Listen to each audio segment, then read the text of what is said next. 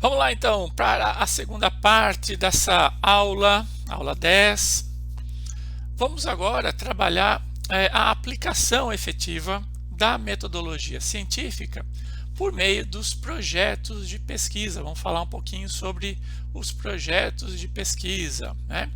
Nessa etapa, então, vamos detalhar. Então, comecemos então definindo o que é um projeto. Projeto é uma relação de etapas, fases que nós vamos planejar para a concretização de um determinado ação, projeto, para que a gente consiga efetivamente cumprir com os nossos objetivos, né? Vem lá do latim proticere, ou seja, colocar adiante é você pensar adiante, você visualizar o que efetivamente você terá que fazer e aí elaborar um plano de ação, um plano de etapas de forma coerente que dê conta então do desenvolvimento desse projeto. Tomando um pouquinho de água aqui, né? Em seguida, então é interessante nós definirmos o que é pesquisa, né? Pesquisa é o exercício ou a prática da busca do conhecimento conduzido por meio de métodos científicos. Nós já vimos um pouquinho disso na parte 1. O método científico, né, o conhecimento científico, ele é testável, reproduzível, determinista. Lembra acho que da aula 4 ou 5 que nós vimos sobre isso, né? Ele foge daquele conhecimento popular ou então do religioso, né? Ou filosófico. Ele se baseia em coisas mensuráveis que possam ser depois reproduzíveis, né? Reproduzidas, né? De uma outra forma, e ele é 100% testado, né? Ou testável. Consequentemente, aí a gente consegue então definir um projeto de pesquisa, né? A junção de projeto e pesquisa. Então é um documento onde é organizada e descrita uma proposta. Então nós estamos ainda naquela fase de proposição. O projeto de pesquisa você vai elaborar, geralmente para algum órgão de fomento, uma empresa, uma faculdade, ou então para concretização de, por exemplo, um trabalho de final de curso, alguma coisa assim, que vai ser então analisada e ela vai ser aprovada ou não. Geralmente, quando nós fazemos um projeto de pesquisa para órgãos de fomento, essa aprovação ela subentende, por exemplo, um custeio, né? Uma transferência de recursos para que efetivamente possa ser conduzida aquela determinada pesquisa. Então, você vai elaborar um projeto de pesquisa, esse documento, basicamente para orientar o pesquisador durante o percurso dessa investigação, possivelmente para obter recursos financeiros, ou seja, conseguir captar recursos financeiros e apoios institucionais, ou, consequentemente, e uma coisa não exclui a outra, você pode ter as três ao mesmo tempo, né? Comunicar os propósitos da pesquisa para a comunidade científica e o mercado. Geralmente, um projeto de pesquisa tem essas três etapas, ok? Um bom projeto de pesquisa, então, ele vai ter originalidade, ter rigor científico, elegância e vai basicamente atender os objetivos, se porventura tem ali um edital, uma chamada ou então um procedimento institucional já pré-estabelecido. Tem que ter rigor científico, basicamente passa por honestidade, confiabilidade, objetividade. A imparcialidade é muito importante, o cuidado, o respeito, a veracidade, né? E a responsabilidade. Esses são os preceitos principais aqui do rigor científico. A integridade dessa pesquisa, ela se baseia nesses princípios gerais. A Academia Brasileira de Ciências, ela tem um documento, tem nesse link aí disponibilizado, vocês podem depois acessar, que trabalha o rigor na condução da pesquisa científica.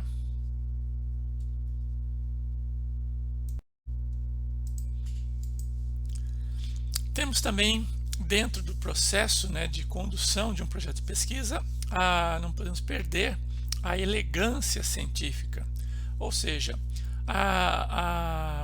aquele rol de características que tem que ter esse texto científico para que efetivamente tenhamos aí uma comunicação mais efetiva. Então, a clareza das definições dos termos, a precisão dos conceitos, o rigor, né, das divisões e das classificações dos objetos tratados e as evidências, principalmente no processo de argumentação, tem que ser muito coerente. O Isaac Newton, né, falava que a verdade é sempre encontrada na simplicidade e não na multiplicidade e confusão das coisas. Então, quanto mais simples, mais claro, mais preciso for as suas argumentações, mais elegante será a sua comunicação.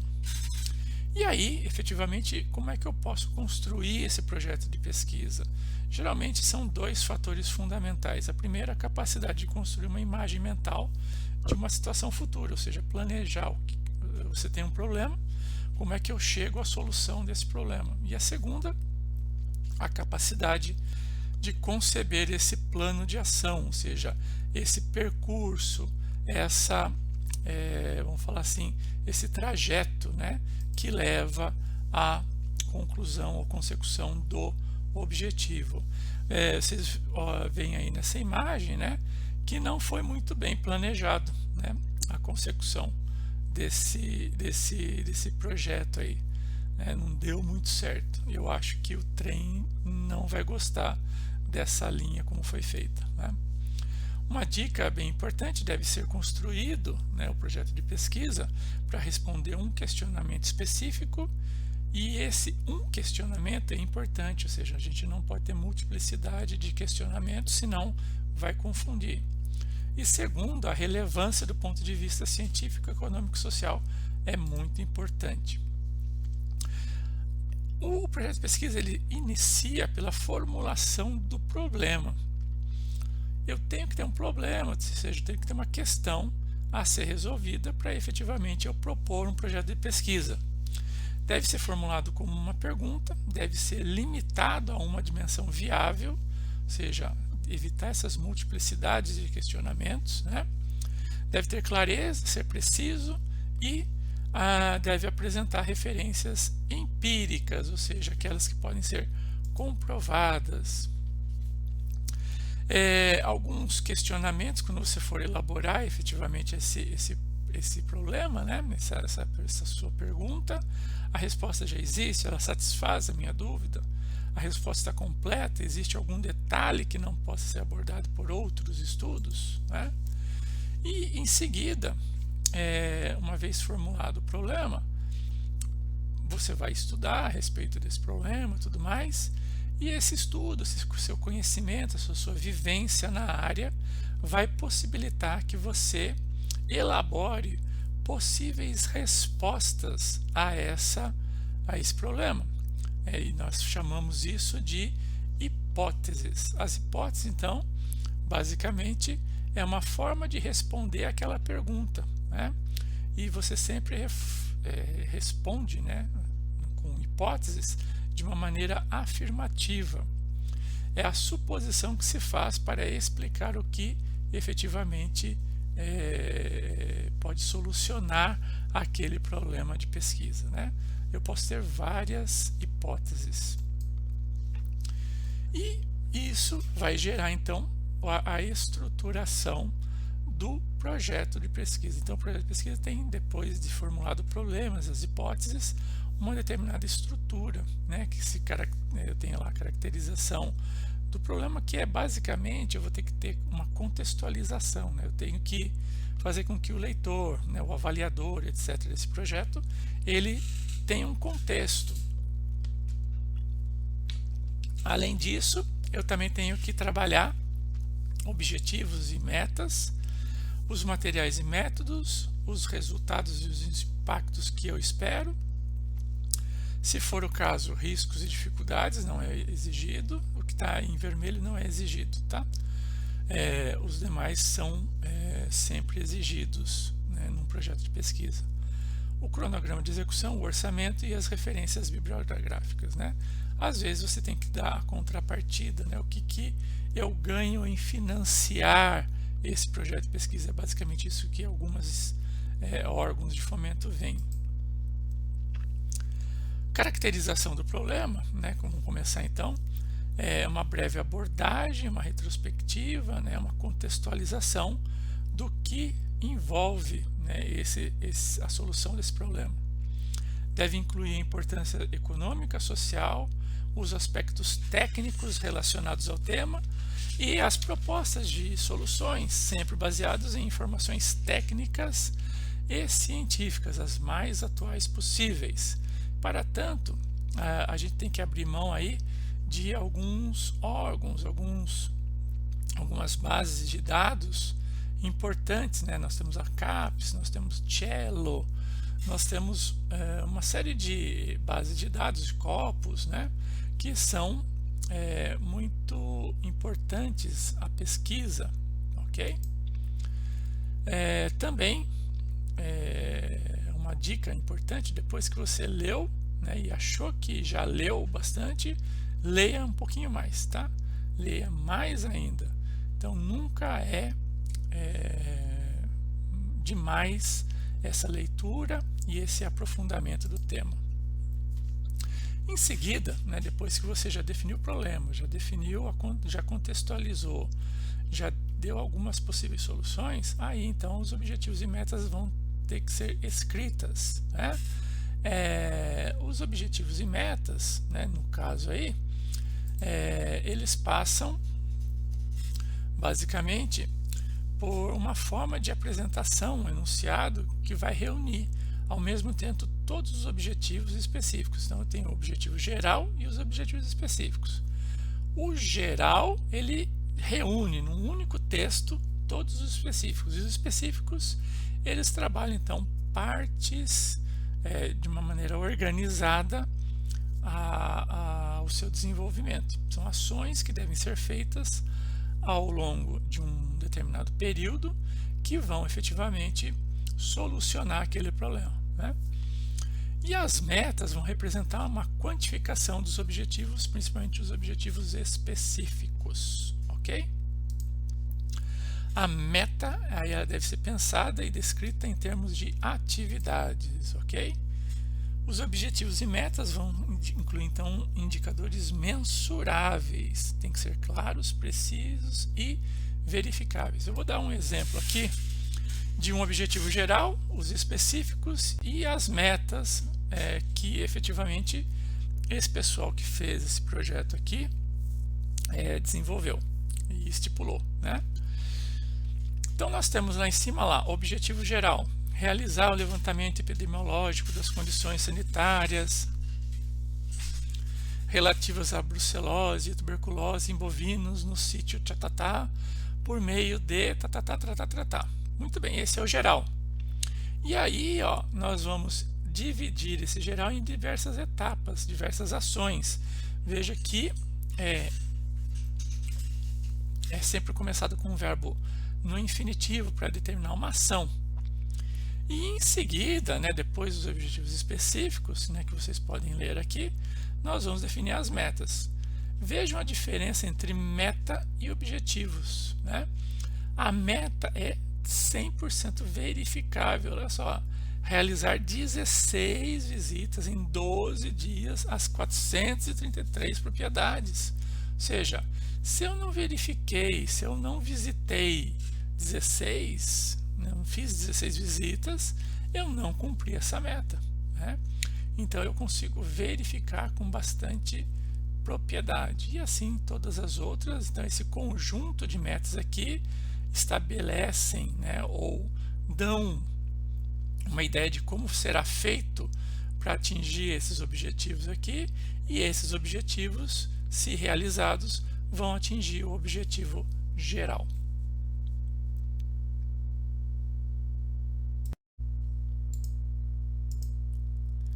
Uma outra dica, né? Não faça muitas perguntas. O número excessivo de perguntas pode comprometer o seu projeto de pesquisa. Materiais e métodos é a próxima parte, o próximo item que deve ser respondido e definido, né? Refere-se então ao planejamento da pesquisa em sua dimensão mais ampla. É aí que o investigador vai estabelecer então os meios, né, técnicos da investigação, os instrumentos, procedimentos, como que vai ser a interpretação dos dados, a coleta desses dados, como que vai ser então a análise, né, desses dados, ou seja, vão estabelecer basicamente a amostra, né, como que vai ser a amostra e assim por diante. Um exemplo aqui, olha só, eu tenho aqui então um projeto que vai durar aqui, sei lá, 1, 2, 3, 4, 5, 6, 7, 8 anos, né? Não, 6 anos. 4 mais 2, 6 anos aqui. E aqui eu estabeleço alguns critérios, algumas, vamos falar assim, alguns momentos de verificação em cada um dos momentos dessa pesquisa, né? É lógico que um projeto tão longo assim, né, a gente tem que esperar muitos resultados, né, e também os impactos têm que ser bem interessantes aqui para que eles sejam efetivamente aprovados. A próxima etapa são os riscos e dificuldades, se efetivamente existirem, né? Então o pesquisador ele deve apontar com bastante precisão caso isso exista. A próxima etapa é o cronograma de execução. O cronograma ele dá uma ideia para quem vai aprovar o seu projeto de quais são as etapas, quando elas vão ser realizadas, se estão coerentes ou não. Geralmente quem avalia são pessoas da área, então vão saber se você está propondo um período muito longo ou muito curto, e aí em cima disso eles vão mensurar o seu projeto e avaliar, né, seu projeto com base nisso. Então tem que ser bastante preciso, né, a elaboração do cronograma. Aqui é um exemplo muito simples, né, de um cronograma. Eu tenho desse lado aqui as tarefas, né, que vão ser executadas, e aqui os momentos. Esses números aqui podem representar semanas, meses, dias, né, para que efetivamente isso ocorra. Então vejam só, a tarefa 1 ela vai ser executada do começo ao fim. A tarefa 2 aqui ela vai ter um período específico. A 3 ela é dividida em várias etapas, né? Vejam que eu tenho tarefas que podem ser feitas concomitantemente. Geralmente mais de um pesquisador pode estar envolvido na consecução dessas tarefas. O próximo passo é o orçamento, né? Ou seja, quanto é que eu vou ter de dinheiro, né, para realizar esse determinado projeto. Então eu tenho que fazer um orçamento, né, estabelecer um orçamento viável, né, fazer o levantamento de todos os preços de forma bastante fidedigna, né? E aí finalmente eu vou estabelecer no cronograma como que vai ser a utilização desses recursos e consequentemente você vai estabelecer também como que vai ser a liberação de verbas ao longo de um projeto. Nem sempre a pessoa que vai financiar o seu projeto vai liberar de uma vez o dinheiro, né? Ela também quer ver se você está realmente cumprindo e vai liberando em fases, né, o seu dinheiro. Eu me lembro que tenho amigos que já fizeram financiamento pela Caixa Econômica de construção de casa. A Caixa ela vai liberando conforme você vai entregando determinadas fases do projeto de construção da sua casa. Ela não libera todo o dinheiro de uma vez, ela vai liberando aos poucos, né? E assim ela tem também um maior controle. Aqui um exemplo de um cronograma financeiro, aonde você dá uma ideia de o que você vai ter de custo, né? Seja inicial ou ao longo do processo, né? Para você, aqui por exemplo, tem que comprar determinados equipamentos para começar o projeto. Então eu tenho que ter um desembolso inicial, né? tenho também que fazer determinadas adequações em instalações, por exemplo. Então eu preciso de uma verba geralmente grande no começo, e depois eu tenho aquela verba de manutenção, né, que eu falo do projeto, e às vezes determinadas obras, determinados equipamentos só vão ser precisos, só vão ser necessários em outros momentos, e é ali que eu vou falar e vou informar essa definição. Quando nós elaboramos um projeto de pesquisa, a gente não deve subestimar o analista, não podemos inflacionar o orçamento. Isso quem faz são só políticos, tá? Pessoal da área de ciência, pessoal da área acadêmica, empresarial, geralmente é mais correto, né? Não omite informações, a gente tem que ler atentamente o edital para ver as suas limitações, tem que definir os papéis de forma adequada e tem que ter muito cuidado com a linguagem. Nem sempre um projeto de pesquisa é aprovado, né? Existem acho que mais projetos são rejeitados do que aprovados, né? E aí a gente tem que identificar o porquê que efetivamente eles foram ou foi reprovado. Pode ter uma ou várias causas, né? Mas a gente tem que ter a ideia do seguinte, que uma rejeição não faz parte de um sucesso. O insucesso na proposição, nesse processo de rejeição, é apenas uma oportunidade para a gente recomeçar de novo com muito mais inteligência. Já falava Henry Ford, né? O grande Henry Ford. Mais uma última dica aí, né? Todos os seus resultados são bons resultados. E aí, para a gente passar para a terceira e última parte da aula, a gente vai entender que dentro de um fluxo de desenvolvimento do conhecimento, né, nós temos essa preparação, que é o projeto de pesquisa. Depois que ele foi aprovado, nós vamos começar então efetivamente a elaborar, né, desenvolver esse projeto de pesquisa. Então a terceira parte vai trabalhar exatamente isso. E uma vez que nós trabalhamos esse desenvolvimento de conhecimento, nada mais justo do que divulgar esse trabalho, né, fazer as publicações.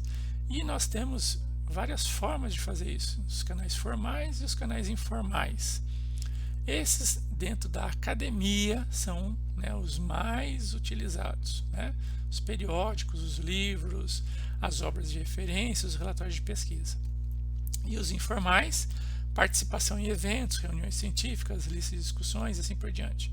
No mundo empresarial eu tenho patentes, eu tenho outras formas, outros canais formais para fazer a difusão disso, ok? Então vamos trabalhar um pouquinho melhor essas formas de informação e vamos trabalhar também o relatório de pesquisa na última parte dessa aula, parte 3. Até lá!